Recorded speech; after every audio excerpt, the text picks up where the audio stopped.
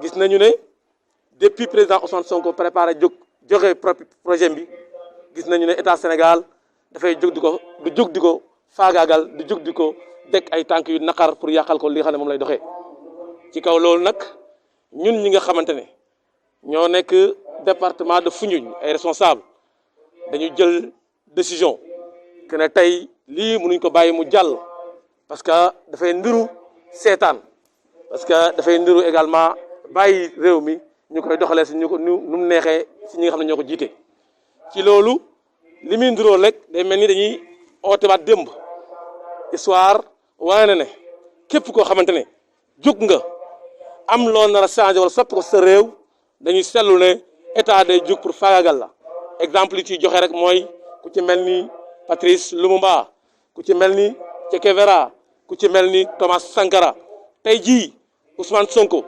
jël tey tànk yooyu di ko doxal fi si réew mi ñu gis ne dañ koy jëm a faagagal ñun nag département de Foundiougne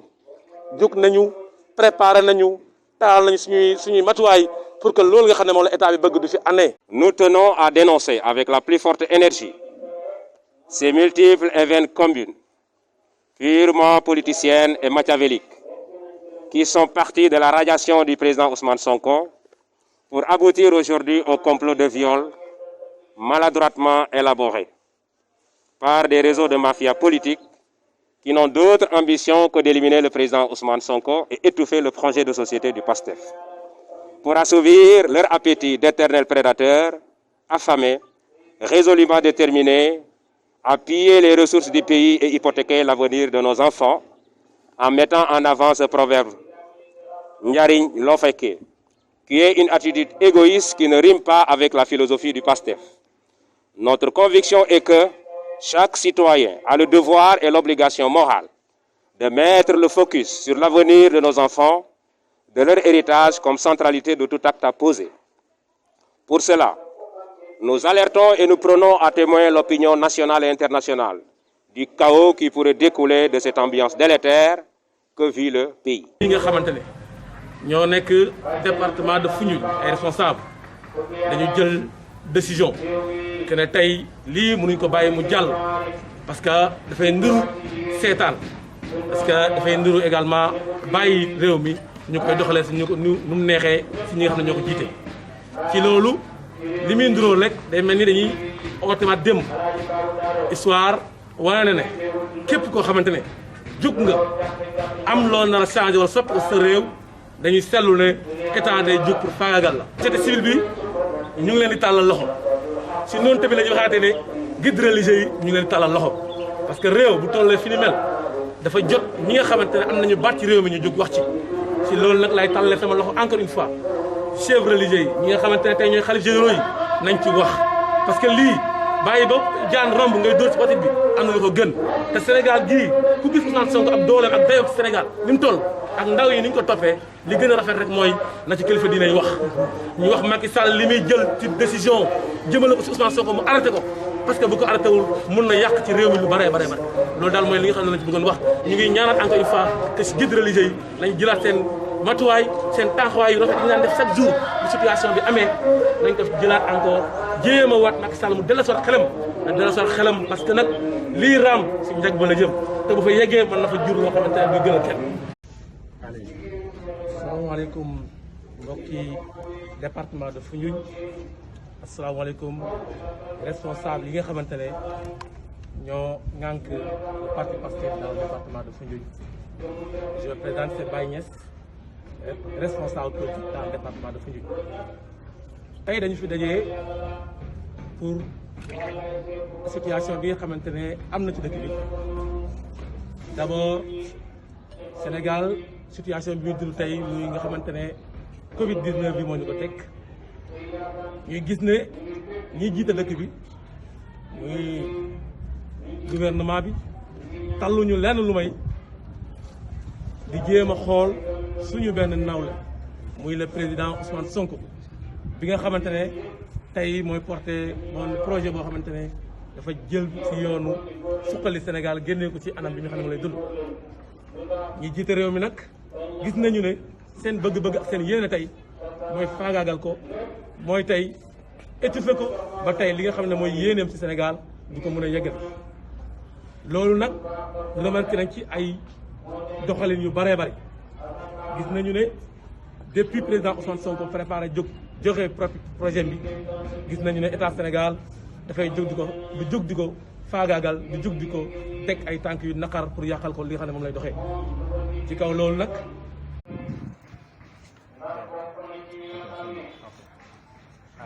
asalaamaaleykum mbokki département de Foundiougne asalaamaaleykum responsable yi nga xamante ne ñoo ŋànk parti Pastef département de Foundiougne. Je présente Baye Niass responsable politique du département de Foundiougne. tey dañu fi dajee pour situation bi nga xamante ne am na ci dëkk bi d'abord Sénégal situation bi ñu dund tey ñi nga xamante ne Covid-19 bi moo ñu fekk ñu gis ne ñi jiite dëkk bi muy gouvernement bi talluñu lenn lu may ñu jéem a xool suñu benn ndaw muy le président Ousmane Sonko bi nga xamante ne tey mooy porté projet boo xamante ne dafa jël ci yoonu suqali Sénégal génnee ko ci anam yi nga xam ne gën ñi jiite réew mi nag gis nañu ne seen bëgg-bëgg ak seen yéene tey mooy faagaagal ko mooy tey étouffé ko ba tey li nga xam ne mooy yéeneem ci Sénégal ñu ko mën a yegg loolu nag remarqué rek ci ay doxalin yu bëree bëri gis nañu ne depuis président Ousmane Sonko préparé joxe projet bi gis nañu ne état Sénégal dafay jóg di ko faagaagal di jóg di ko teg ay tànk yu naqar pour yàqal ko li nga xam ne moom lay doxee ci kaw loolu nag ñun ñi nga xamante ne ñoo nekk département de Foundiougne ay responsable dañu jël décision que ne tey lii mënuñ ko bàyyi mu jàll parce que dafay niru seetaan parce que dafay niru également bàyyi réew mi ñu ko joxlee suñu ko mu neexee si ñi nga xam ne ñoo ko jiite ci loolu li muy ndiróo rek day mel ni dañuy ootewaat démb histoire wane na ne képp koo xamante ne jug nga am loo nar a changé wala soppi sa réew dañuy seetlu ne état day jug fayagal exemple yi ci joxe rek mooy ku ci mel ni Patrice Lumumba ku ci mel ni Che Guevara ku ci mel ni Thomas Sankara tey jii Ousmane Sonko jël tey tànk yooyu di ko doxal ci réew ñu gis ne dañ koy jëm a fayagal ñun nag département de Foundiougne jug nañu préparé nañu taal nañu suñuy matuwaay pour que loolu nga xam ne moom la état bi bëgg bi fi année te lépp loo xamante ne laaj na ko incha allahu rabbi pare nañ pour jaamaarloo ci ak ñoom bu loolu weesoo tey dafa nekk ne Sénégal dañu mel ni ku moom am ndey la ak moom am ndey boo seetloo y a de cela 2 à 3 ans rey nañu suñu soxna bi ñuy wax Mariama Sagna au niveau de Kër Massar te pourtant demul fenn ñu taal suñu permanence au niveau de Yoff et pourtant demul fenn tey nag lenn moo jóg muy ñu jéem a jël ay ndaw yoo xamante ne ginnaaw bi ñu jëlee attaqué seen leader ñoom dañoo jóg ne dañuy xeex loolu dañuy jóg ne dañuy wane seen mécontentement ci loolu amuñ dara luñ ciy jëlee nag lu may ñu jàpp leen tëj leen tëj boobu ñu def la tey seetlu nañu ne ñu ngi leen ciy malgré seetlu nañ ne ñu ngi leen ci def loo xamante ne yenuwul maanaam ginnaaw tey nag ñun waa département de Foundiougne jël nañ décision te di demandé à ce que ñi nga xam ne ñoo téye xale yooyu ñu libéré leen parce que loolu mooy li nga xam ne moom la ñu jàpp ci réew mi beneen bi ci teg mooy li nga xam ne moom la ñuy tëjee mooy di xamal Sénégal ne Ousmane Sonko lu kenn ku nga xamante ne mu neex waaye def ko duñu ko nangu tey duñu ko nangu suba lu mu leer lu mu laaj dinañ ko ci def na leer état Sénégal ne Ousmane Sonko bokkul ak Khalifa Sall Ousmane Sonko bokkul ak Karim Wade comme ça ñi nga xam noonu lañ leen defee woon bien que ay citoyen lañ ñoom ñëpp mais li nga xamante ne lañ ko ñoom ba tax ñu faagaagal leen ñun waa département de Foundiougne incha allah parewuñu pour bàyyi état bi mu yeggal li nga xam ne moom la ko Ousmane Sonko loolu nag moo tax ñu tey depuis ki tey ñu ngi woo Sénégal di woo international di woo la société civile ñëpp ñu jël seen matuwaay pour que suba bu dara xewee Sénégal ñoom nañ xam ne ñooy responsable en tout cas ñun waa département de Foundiougne nañu xamal Sénégal ne pare nañ te incha allah duñu bàyyi lii mu jàll day mel ni Koungheul Sarr rampante la te lépp li ko sabab nag mooy élection yi di ñëw la ñu waajal ñu ngi jéem a faagaagal Ousmane Sonko pour que bu ñu am adversaire li yëpp li muy undu mooy ki nga xam ne moo nekk ci kanam bëggul am opposant bëggul bëre te nag bii nag na leer cette fois-ci dina bëre mu bëgg ko bañ dina bëre loolu mooy li nga xamante ne ñun waa département de Foundiougne moom lañ porté woon tey wane ko nag ba ñëpp xam ne pare nañ ko taxaw jàmbaarloo ak état bi incha allah.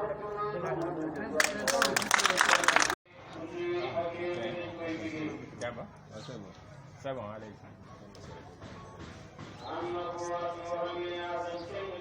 Voilà, donc bonjour tout le monde. C'est Badji Papali, coordinateur départemental de PASTEF Foundiougne. Chers compatriotes, militants et sympathisants du PASTEF, les patriotes du Sénégal et de la diaspora, en ma qualité de coordinateur départemental et au nom des militants du département de Foundiougne, dans ce contexte de crise sanitaire doublée d'une tentative de coup d'État politique à l'endroit de notre président Ousmane Sonko, secrétaire général du PASTEF et PASTEF les Patriotes, nous tenons à dénoncer avec la plus forte énergie ces multiples événements combinés, purement politiciennes et machiavéliques, qui sont partis de la radiation du président Ousmane Sonko pour aboutir aujourd'hui au complot de viol maladroitement élaboré par des réseaux de mafia politique qui n'ont d'autre ambition que d'éliminer le président Ousmane Sonko et étouffer le projet de société du PASTEF pour assouvir leur appétit d'éternels prédateurs, affamés, résolument déterminés à piller les ressources du pays et hypothéquer l'avenir de nos enfants en mettant en avant ce proverbe Yari Lofenke, qui est une attitude égoïste qui ne rime pas avec la philosophie du PASTEF. Notre conviction est que chaque citoyen a le devoir et l'obligation morale de mettre le focus sur l'avenir de nos enfants, de leur héritage comme centralité de tout acte à poser. Pour cela, nous alertons et nous prenons à témoin l'opinion nationale et internationale du chaos qui pourrait découler de cette ambiance délétère que vit le pays. Nous n'accepterons plus jamais que l'histoire se répète avec ces vieilles méthodes coercitives et ignobles consistant à museler, intimider, arrêter, déporter, emprisonner, parfois même assassiner des adversaires politiques. Nous en avons assez de ces pratiques coloniales inhumaines qui continuent à plomber le développement du Sénégal et de l'Afrique. Le Sénégal appartient à tous et il a besoin des compétences et de l'énergie de tous ses fils sans discrimination aucune. Pour terminer, nous attirons l'attention des organisations de défense des droits humains sur les cas de torture exercés sur les jeunes arrêtés lors de la manifestation de soutien du président Ousmane Sonko. Nous considérons que ces jeunes doivent être libérés parce que leur réaction a été motivée par la provocation des services de maintien de l'ordre. Vive le PASTEF, vive le Sénégal. Merci beaucoup. La version Wolof sera présentée par le frère Mamba Ignace.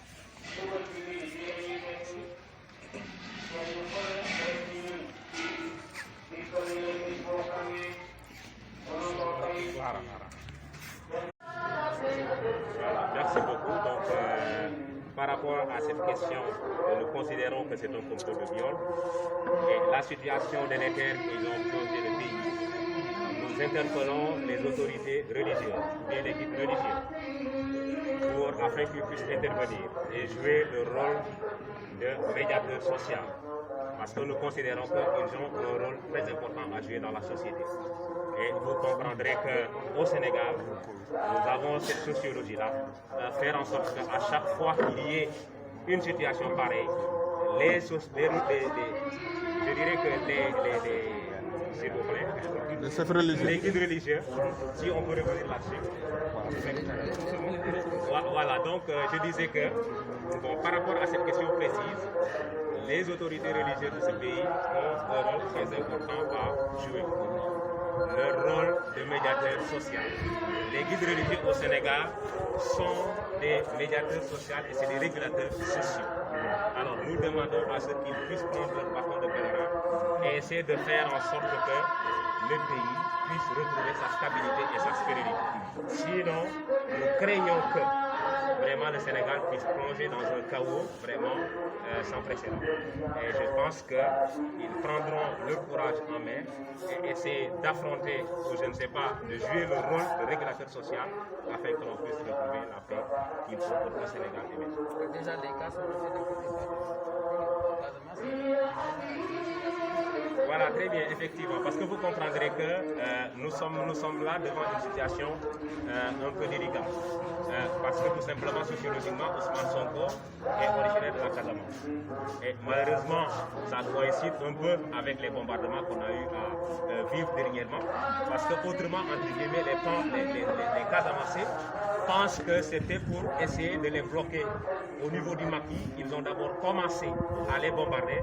pour ensuite maintenant soulever ce levier-là concernant la poursuite d'Ousmane Sonko, essayer de le faire taire définitivement afin qu'il ne puisse pas participer aux élections présidentielles. Donc, à notre avis, nous pensons qu'il doit revenir en tout cas à la raison afin que le Sénégal ne puisse pas entrer dans une situation qui nous remplace.